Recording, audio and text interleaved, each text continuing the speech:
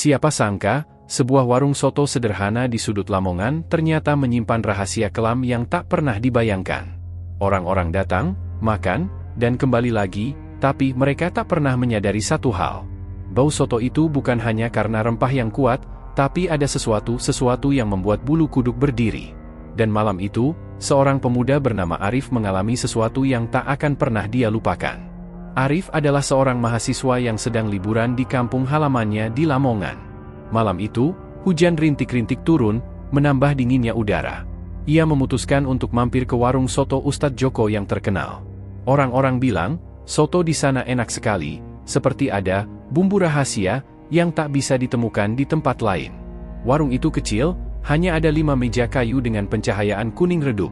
Tapi anehnya, meski sederhana, warung itu selalu penuh. Arif masuk dan disambut dengan aroma soto yang begitu menggoda, tapi ada sesuatu yang aneh. Aroma itu terlalu menusuk. Bukan seperti aroma soto biasa, tapi ada bau lain, seperti bau tanah basah bercampur darah yang samar. Ustadz Joko, pria paruh baya dengan senyum ramah, menyajikan soto ke meja Arif. "Silakan, nak. Soto ini spesial. Tidak ada duanya di seluruh Lamongan," katanya. Arif tersenyum sambil mengangguk. Ia tak tahu bahwa senyum Ustadz Joko itu menyimpan sesuatu yang jauh dari keikhlasan. Saat Arif mulai makan, rasa soto itu memang luar biasa.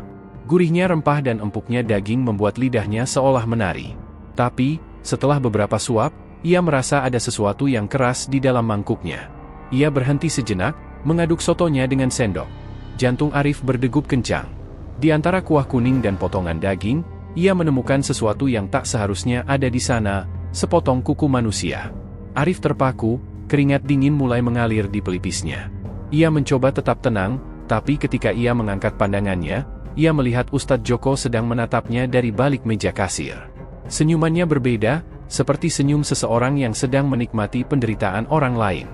Arif berdiri, hendak pergi, tapi suara Ustadz Joko menghentikannya. "Kenapa buru-buru, nak? Belum habis sotonya," katanya dengan nada lembut, tapi dingin. Lampu warung tiba-tiba berkelip, dan suara gemuruh hujan di luar semakin keras.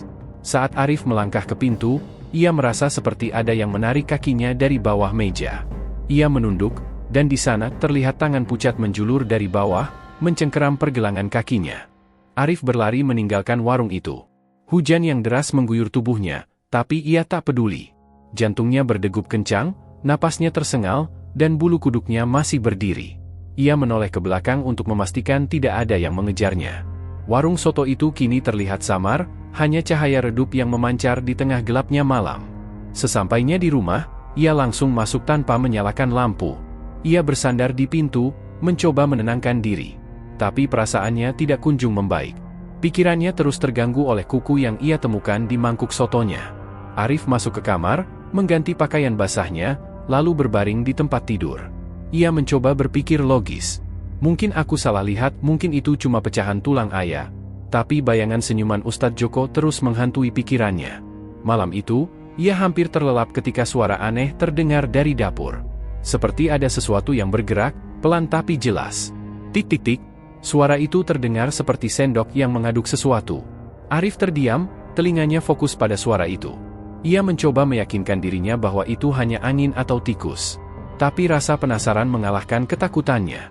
Ia keluar dari kamar, berjalan perlahan ke dapur. Saat ia mendekat, suara itu semakin jelas. Tik-tik-tik, seperti ada seseorang yang sedang mengaduk mangkuk soto di sana. Ketika ia sampai di pintu dapur, lampu tiba-tiba berkedip, dan bau itu menyeruak ke hidungnya, bau soto bercampur darah, persis seperti di warung tadi. Arif menahan napas. Ia meraih saklar lampu dan menyalakannya. Tapi dapur itu kosong. Tidak ada siapa-siapa. Tidak ada mangkuk, tidak ada soto, hanya dapur biasa yang sunyi. Namun, ketika ia berbalik, tubuhnya langsung kaku. Di ruang tamu, di meja kecil di sudut ruangan, ada mangkuk soto yang mengepul. Asapnya melayang perlahan ke udara, dan di atas mangkuk itu, tergeletak sebuah sendok.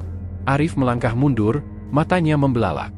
Ia yakin tadi tidak ada apa-apa di sana. Dari mana mangkuk itu muncul?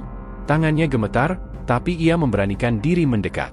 Ketika ia sampai di depan mangkuk, sesuatu menarik perhatiannya. Di dalam kuah soto itu, terlihat potongan daging yang aneh. terlalu besar untuk daging ayam, terlalu merah untuk daging sapi. Ia meraih sendok dengan tangan bergetar, mengaduk perlahan. Tiba-tiba, ia mendengar bisikan. Suara pelan yang datang entah dari mana. "Makanlah, makanlah, jangan sia-siakan." Bisikan itu terdengar seperti suara beberapa orang, berbicara serempak. Arif melepaskan sendok itu dan mundur dengan cepat. Mangkuk soto itu tiba-tiba bergerak, seperti ada sesuatu di dalamnya yang hidup. Kuahnya memercik, dan potongan dagingnya tampak bergerak sendiri, seolah ada yang berenang di dalamnya. Tanpa pikir panjang, Arif berlari ke kamarnya dan mengunci pintu. Tapi suara bisikan itu tidak berhenti. Sekarang suara itu terdengar lebih dekat, seperti seseorang berbicara tepat di telinganya. "Kamu sudah makan, kamu tidak bisa lari." Arif menutup telinganya dengan kedua tangan, mencoba mengusir suara itu. Tapi semakin ia mencoba, semakin keras bisikan itu terdengar. Dan di tengah kekacauan itu, ia mendengar suara yang membuat tubuhnya gemetar hebat. "Arif!" Suara itu adalah suara Ustadz Joko, memanggilnya dengan nada rendah, namun jelas. Keesokan paginya, Arif bangun dengan wajah pucat. Semalaman ia tidak bisa tidur, suara bisikan itu terus membayang hingga menjelang subuh. Ketika ia keluar dari kamar, mangkuk soto yang ia lihat di ruang tamu tadi malam telah menghilang, seolah-olah semuanya hanya mimpi buruk. Tapi bekas percikan kuah yang berwarna kekuningan masih terlihat samar di meja. Itu nyata, dan ia tahu ada sesuatu yang salah. Arif merasa perlu mencari jawaban. Ia teringat dengan cerita-cerita mistis yang sering dibicarakan para tetua di desa. Salah satu nama yang terlintas di benaknya adalah Mbah Samin, seorang kakek tua yang dikenal memiliki banyak pengetahuan tentang hal-hal gaib. Dengan langkah berat, Arif memutuskan pergi ke rumah Mbah Samin. Rumah Mbah Samin terletak di ujung desa, jauh dari hiruk-pikuk penduduk. Ketika Arif sampai, kakek tua itu sudah duduk di beranda, seolah-olah tahu bahwa Arif akan datang. "Kamu membawa sesuatu dari warung itu, ya?" kata Mbah Samin tanpa basa-basi, suaranya berat dan penuh makna. Arif terkejut. "Mbah tahu soal warung soto itu?" tanyanya. Mbah Samin mengangguk perlahan. "Warung itu bukan warung biasa. Ustadz Joko, dia bukan seperti yang orang-orang pikirkan. Semua yang terjadi di sana sudah lama membawa malapetaka, tapi orang-orang tidak pernah sadar, karena mereka sudah termakan pesona makanan itu." Arif merasa tubuhnya semakin dingin. Ia menceritakan apa yang ia alami semalam, tentang kuku yang ia temukan, tentang mangkuk soto yang muncul di rumahnya, dan bisikan yang terus menghantui. Wajah Mbah Samin semakin serius mendengar ceritanya. "Pesugihan," kata Mbah Samin dengan suara pelan, tapi tegas. "Ustadz Joko memakai ilmu hitam untuk menarik pelanggan ke warungnya. Tapi pesugihan itu bukan pesugihan biasa. Itu pesugihan pengorbanan." "Pengorbanan?" Arif bergidik. Mbah Samin mengangguk. "Setiap mangkuk soto yang ia sajikan, ada bagian dari korban yang ikut di dalamnya. Bukan hanya kuku yang kamu lihat, tapi bisa jadi daging, atau bahkan tulang. Semua itu adalah bagian dari tumbal yang ia korbankan untuk memperkaya dirinya. Orang-orang yang makan di sana, mereka terikat. Energi mereka disedot perlahan, menjadi bagian dari kekuatan pesugihan itu." Arif menelan ludah. Ia teringat betapa nikmatnya soto itu saat pertama kali ia makan. Tapi sekarang rasa nikmat itu berubah menjadi rasa mual. "Lalu, kenapa aku yang diganggu? Aku cuma makan sedikit." Mbah Samin menatapnya tajam. "Kamu menemukan kuku di mangkukmu. Itu bukan kebetulan. Itu tanda bahwa kamu sudah terlibat lebih dalam dari sekadar pelanggan biasa. Sekarang, jiwamu ada di persimpangan. Jika kamu tidak segera memutuskan ikatan ini, kamu bisa menjadi korban selanjutnya." Arif merasa seluruh tubuhnya bergetar. Ia mencoba bertanya, "Lalu apa yang harus aku lakukan, Mbah?" Mbah Samin menghela napas panjang, lalu mengambil sesuatu dari dalam rumahnya. Ia kembali dengan membawa sebuah botol kecil berisi cairan bening dan secari kain putih yang penuh dengan tulisan aksara Jawa kuno. "Ini adalah air penawar. Kamu harus mencampurkannya dengan tanah dari sekitar warung itu. Tapi ingat, jangan sampai ketahuan oleh Ustadz Joko. Kalau dia tahu, dia tidak akan tinggal diam." Arif menggenggam botol kecil itu dengan tangan gemetar. Ia merasa ini bukan hanya soal dirinya saja, tapi juga soal banyak orang yang tidak tahu bahwa mereka telah menjadi bagian dari pesugihan gelap itu.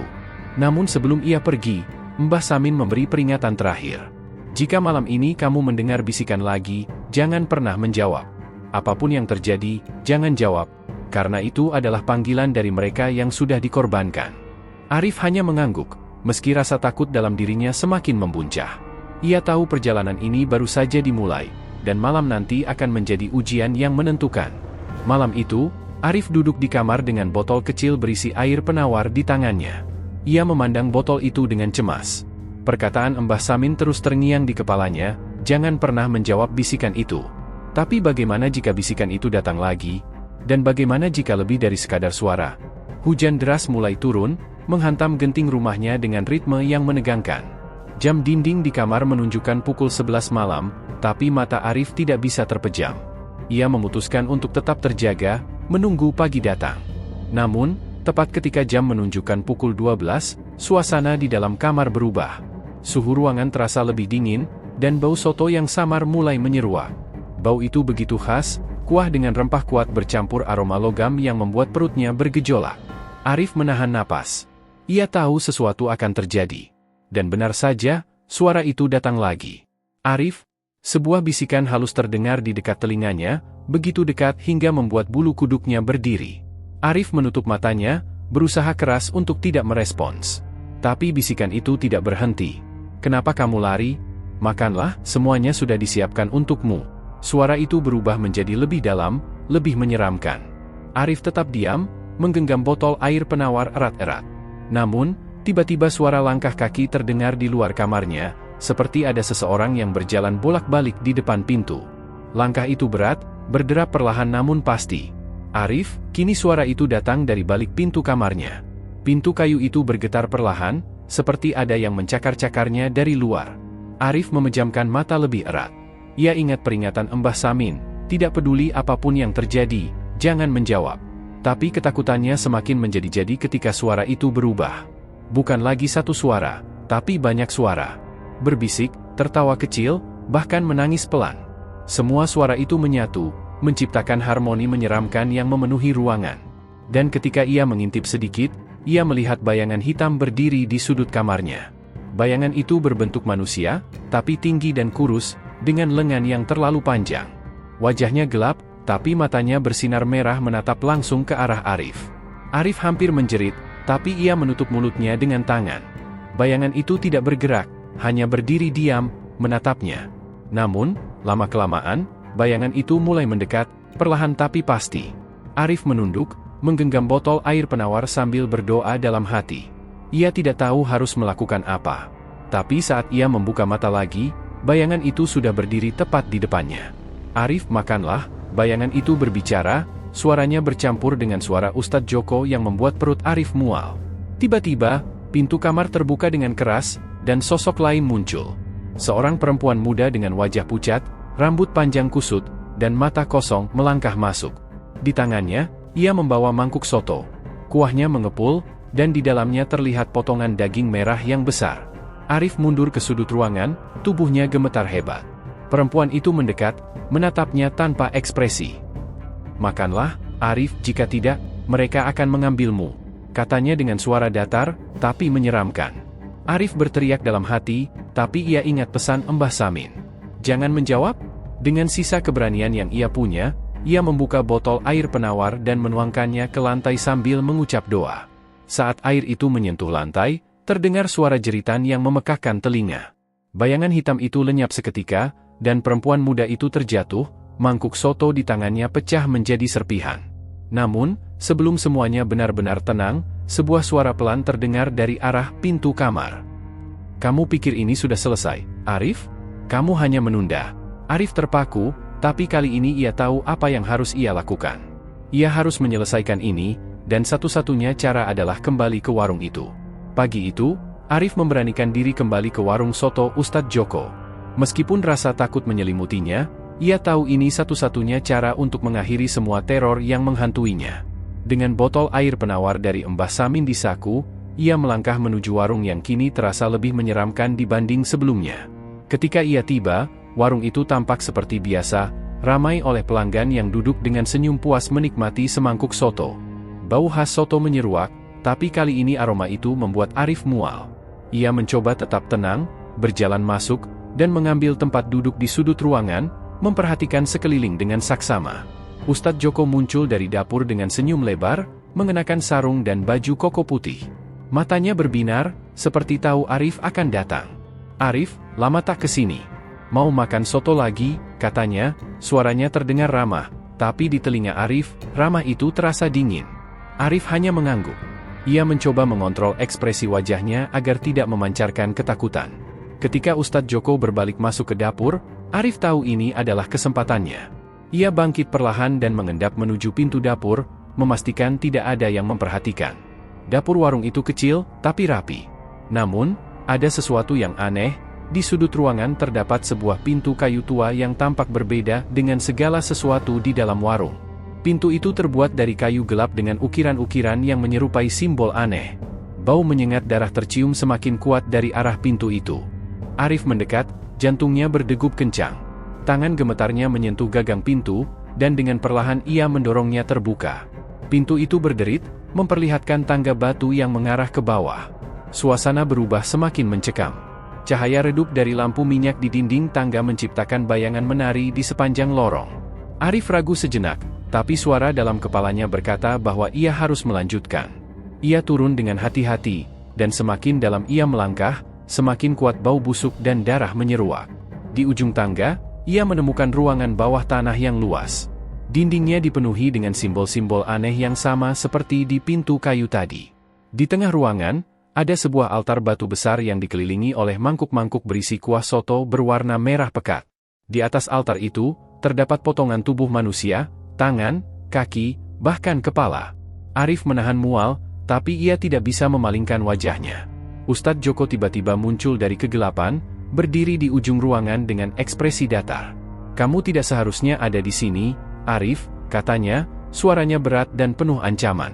Arif mundur selangkah, tapi ia tahu ia tidak boleh lari. "Kenapa kau melakukan ini, Ustadz? Apa ini yang kau sebut jalan Allah?" serunya, mencoba menahan gemetar di suaranya. Ustadz Joko tersenyum tipis, tapi senyuman itu dingin. "Ini bukan soal Allah, Arif. Ini tentang kekuasaan. Mereka yang makan di warungku memberi kekuatan kepada pesugihan ini. Dan kau berani mencampuri urusan yang bukan milikmu." Tiba-tiba, suara bisikan yang ia dengar malam sebelumnya kembali terdengar, tapi kali ini jauh lebih keras. Arif merasa sekelilingnya berputar. Sosok-sosok bayangan mulai muncul di sudut ruangan, mengelilinginya. Bayangan itu adalah sosok manusia, tapi wajah mereka kosong, hanya lubang hitam yang dalam. Arif mengeluarkan botol air penawar dari sakunya, menggenggamnya erat. "Aku tidak akan membiarkanmu terus melakukan ini, Ustadz," teriaknya. Dengan keberanian yang tersisa, ia membuka botol itu dan memercikkan air penawar ke lantai ruangan. Jeritan keras terdengar dari segala arah. Bayangan-bayangan itu menghilang satu persatu, dan simbol-simbol di dinding mulai memudar. Ustadz Joko tampak marah, wajahnya berubah menjadi menyeramkan, dengan mata merah menyala dan senyum yang memamerkan gigi-gigi tajam. "Kamu pikir bisa menghancurkan ini begitu saja?" teriaknya. Ia melangkah maju, tapi saat itu juga, ruangan mulai bergetar. Altar di tengah ruangan retak, dan darah yang mengalir dari mangkuk-mangkuk itu mulai mengering. Arif tahu ini adalah waktunya untuk pergi. Ia berlari ke arah tangga, meninggalkan Ustadz Joko yang berteriak dalam kemarahan. Saat ia mencapai permukaan, pintu kayu di dapur itu tiba-tiba tertutup sendiri, seolah-olah ruangan bawah tanah itu tidak pernah ada. Namun, sebelum ia benar-benar pergi, Arif mendengar suara Ustadz Joko dari balik pintu dapur. "Kau hanya memutus satu rantai, Arif. Tapi aku akan kembali. Dan saat itu, kau tidak akan punya tempat untuk lari." Arif kembali ke rumahnya dengan tubuh lemas. Semua yang ia alami di warung soto Ustadz Joko terasa seperti mimpi buruk yang tidak berujung. Meski ia berhasil menghancurkan altar pesugihan itu, kata-kata terakhir Ustadz Joko terus membayang di pikirannya, "Aku akan kembali. Dan saat itu, kau tidak akan punya tempat untuk lari." Malam itu, Arif mencoba tidur lebih awal. Tapi, seperti yang ia duga, ketenangan tidak berlangsung lama. Tepat pukul 12 malam, suara langkah kaki kembali terdengar. Kali ini tidak hanya di luar pintu kamarnya, tapi juga di seluruh rumah. Langkah-langkah itu berat, seperti ada banyak orang yang berjalan bersamaan. Hatinya berdegup kencang, tapi ia tetap memejamkan mata, berusaha mengabaikannya. Namun, suara itu tidak berhenti, bahkan semakin dekat. Tiba-tiba, terdengar suara pelan tapi jelas di telinganya. "Arif, kau pikir semua sudah selesai?" Arif terlonjak dari tempat tidur, napasnya memburu. Ia menatap sekeliling kamar, tapi tidak ada siapapun. Hanya bayangan-bayangan yang menari di dinding akibat lampu kamar yang redup. Tapi kemudian, ia sadar bayangan itu bergerak sendiri, seperti memiliki nyawa. Bayangan-bayangan itu mulai membentuk sosok-sosok manusia. Tubuh mereka hitam pekat, tapi matanya merah menyala, menatap tajam ke arah Arif. Ia mundur ke sudut kamar, tubuhnya gemetar hebat. "Pergi! Kalian semua pergi!" teriaknya. Salah satu bayangan maju, wajahnya samar menyerupai seseorang yang familiar.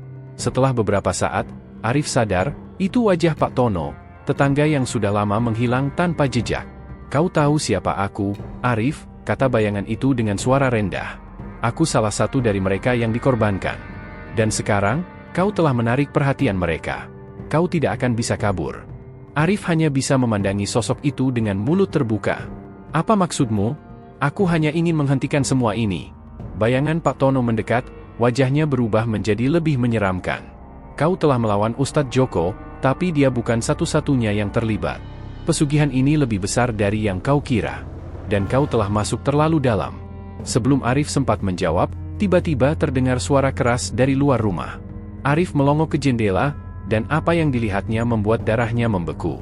Di jalan depan rumahnya, sosok Ustadz Joko berdiri dengan tangan terentang, diapit oleh dua makhluk tinggi besar yang menyerupai manusia, tapi wajah mereka rata, tanpa mata, hidung, atau mulut. Ustadz Joko tertawa pelan, suaranya menggema hingga ke dalam kamar. "Arif, aku sudah bilang. Kau tidak akan punya tempat untuk lari."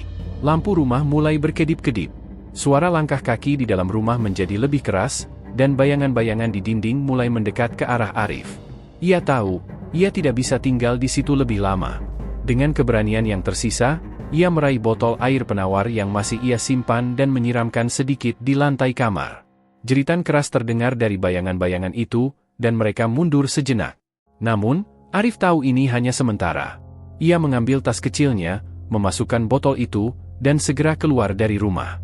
Ketika ia membuka pintu, ia langsung berhadapan dengan Ustadz Joko yang berdiri di halaman, menatapnya dengan senyum menyeramkan. "Kemana kau mau pergi, Arif? Semua jalanmu sudah tertutup," kata Ustadz Joko, sambil melangkah mendekat. Makhluk-makhluk tinggi besar di sampingnya bergerak dengan langkah lambat tapi mengancam. Arif tidak menjawab. Ia berlari ke arah hutan kecil di belakang rumahnya, berharap bisa menemukan tempat bersembunyi. Tapi suara tawa Ustadz Joko terus mengikuti, seolah-olah menggema di mana-mana. Di dalam hutan, suasana semakin mencekam. Cahaya bulan yang seharusnya menerangi, terasa redup di bawah bayang-bayang pepohonan.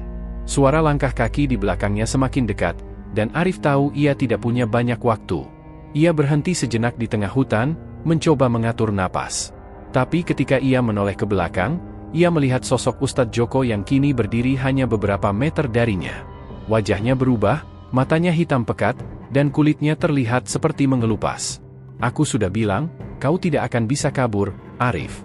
Kau adalah milik kami sekarang," katanya sambil mengulurkan tangan ke arah Arif. Arif menggenggam botol air penawar dengan erat, tapi ia tahu itu tidak cukup. Ia harus mencari bantuan. Tapi siapa yang bisa membantunya menghadapi kengerian seperti ini? Dengan putus asa, Arif berlari lagi, kali ini menuju jalan keluar hutan. Ia harus menemukan Mbah Samin, satu-satunya orang yang mungkin tahu cara mengakhiri semuanya. Tapi bisakah ia sampai di sana sebelum semuanya terlambat? Dengan napas terengah-engah, Arif akhirnya tiba di rumah Mbah Samin. Rumah tua itu tampak lebih gelap dari biasanya, seolah-olah tahu bahwa yang datang membawa beban besar. Arif mengetuk pintu dengan panik. "Mbah, tolong saya! Mereka mengejar saya!" teriaknya. Pintu terbuka perlahan, dan Mbah Samin berdiri di ambang pintu dengan wajah serius. Tanpa banyak bicara, ia menarik Arif masuk dan mengunci pintu rapat-rapat. "Aku sudah tahu kau akan datang, Nak. Masalah ini belum selesai, bahkan semakin parah," katanya sambil membawa Arif ke ruang tengah. Arif menjelaskan semua yang terjadi di warung Ustadz Joko dan bagaimana ia dihantui sejak malam itu. Mbah Samin mendengarkan dengan seksama, lalu menghela napas panjang. Pesugihan ini bukan sembarang pesugihan. Ini terhubung dengan lorong hitam, tempat di mana Ustadz Joko melakukan perjanjian dengan makhluk gaib. Selama tempat itu masih ada, dia akan terus memiliki kekuatan untuk mengejarmu dan siapapun yang melawan. Arif menatap Mbah Samin dengan cemas. "Lalu apa yang harus saya lakukan, Mbah? Saya sudah menghancurkan altar itu, tapi kenapa mereka masih mengejar saya?" Mbah Samin mengangguk pelan. Altar itu hanya pintu kecil dari sebuah labirin besar. Kau harus menghancurkan sumber kekuatan utama pesugihan itu, lorong hitam itu sendiri. Tapi tempat itu tidak bisa diakses oleh orang biasa. Kau harus mempersiapkan dirimu. Mbah Samin mengambil sebuah kotak kayu kecil dari rak di dinding. Ketika ia membuka kotak itu, ada segumpal kain putih yang di dalamnya terbungkus keris kecil berwarna hitam legam. Ini adalah keris pelindung. Kau akan membutuhkannya untuk melawan makhluk-makhluk yang menjaga lorong itu. Tapi ingat, perjalanan ini akan menuntut nyalimu. Kau akan menghadapi ketakutan terbesarmu, dan jika kau gagal, jiwamu akan menjadi milik mereka. Arif gemetar saat mendengar kata-kata itu. Tapi ia tahu ia tidak punya pilihan lain. Di mana lorong hitam itu, Mbah? Tanyanya. Mbah Samin menatapnya tajam.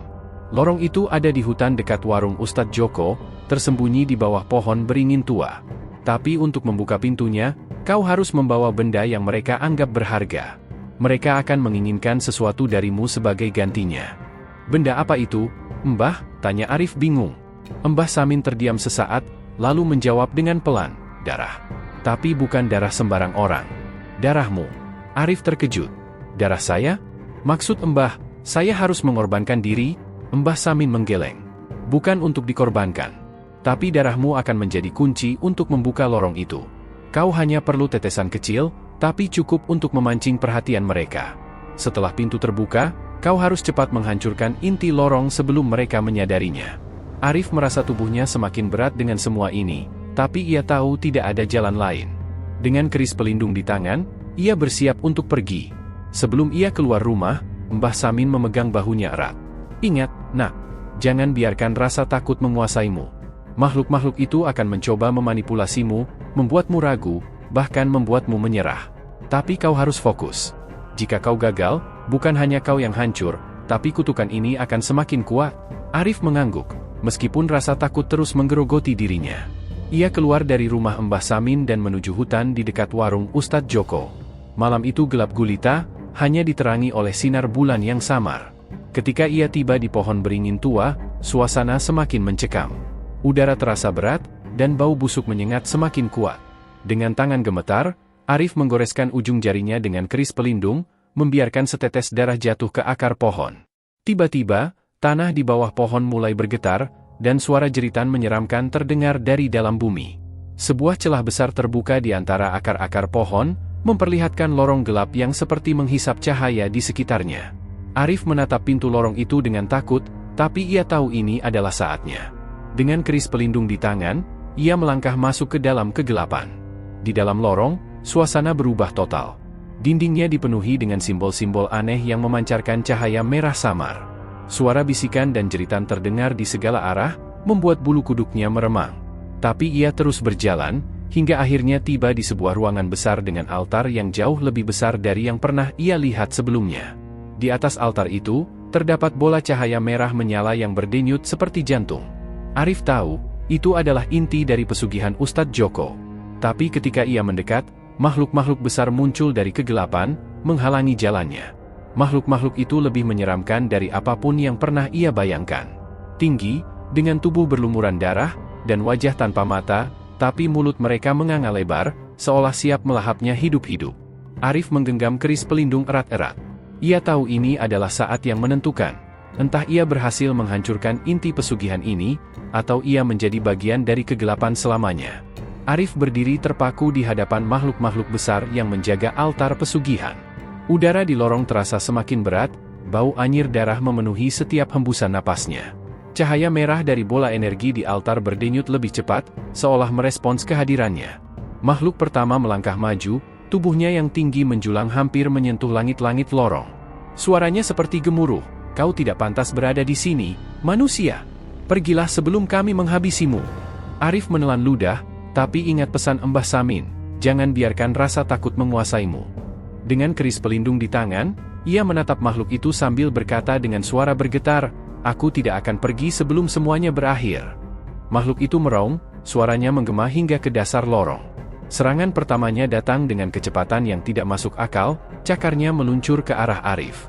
Namun, insting dan rasa takut yang berubah menjadi keberanian membuat Arif berhasil menghindar dengan gesit. Dia menusukkan keris ke lengan makhluk itu, dan seketika jeritan kesakitan menggema. Makhluk itu mundur, sementara tubuhnya mulai menghitam dan meleleh di tempat keris itu menusuk. Makhluk kedua tidak tinggal diam. Tubuhnya lebih besar, dan kali ini ia menyerang dengan gerakan yang lebih tak terduga. Arif hampir kehilangan keseimbangan, tapi ia memegang keris erat-erat. Ia teringat sesuatu yang dikatakan Mbah Samin, keris ini hanya kuat jika kau percaya sepenuhnya. Keraguan akan melemahkan kekuatannya. Dengan keyakinan yang ia paksakan tumbuh, Arif melompat ke arah makhluk kedua dan menusukkan keris tepat di dadanya. Makhluk itu merong lebih keras dari yang pertama, tubuhnya hancur menjadi abu, meninggalkan lorong dalam keheningan sesaat. Tapi sebelum Arif sempat menarik napas, suara tepuk tangan pelan terdengar dari belakangnya. Ia menoleh, dan di sana berdiri sosok Ustadz Joko, lengkap dengan senyum menyeramkan di wajahnya. "Hebat sekali, Arif. Aku tidak menyangka kau bisa sejauh ini," kata Ustadz Joko dengan nada mengejek. Arif menunjuk kerisnya ke arah Ustadz Joko. "Aku akan menghentikan semua ini. Pesugihanmu, kutukanmu, semuanya." Ustadz Joko tertawa pelan, tapi matanya menyala dengan cahaya merah. "Kau pikir kau pahlawan di sini? Kau bahkan tidak tahu apa yang kau hadapi. Pesugihan ini bukan hanya milikku. Aku hanyalah penjaga pintunya. Dan jika kau menghancurkan bola itu, kau tidak hanya akan melawan aku, kau akan melawan seluruh entitas yang ada di baliknya."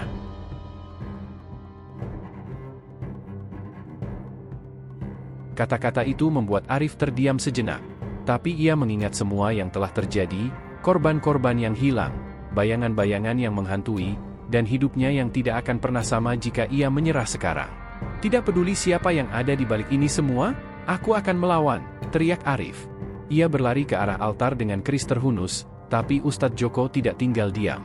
Dengan kecepatan tak manusiawi, ia menghalangi jalan Arif dan memukulnya hingga tubuh Arif terpental ke dinding lorong. "Bodoh," bentak Ustadz Joko. "Kau bahkan tidak layak menyentuh altar itu."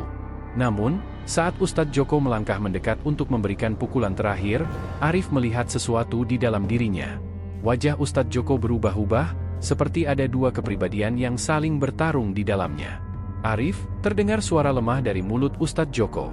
Tapi kali ini suaranya berbeda, seperti suara seorang pria yang putus asa. "Tolong aku tidak ingin terus seperti ini." Arif terkejut. "Ustadz Joko? Itu benar-benar kau?" Sosok Ustadz Joko bergetar, matanya berubah menjadi hitam pekat.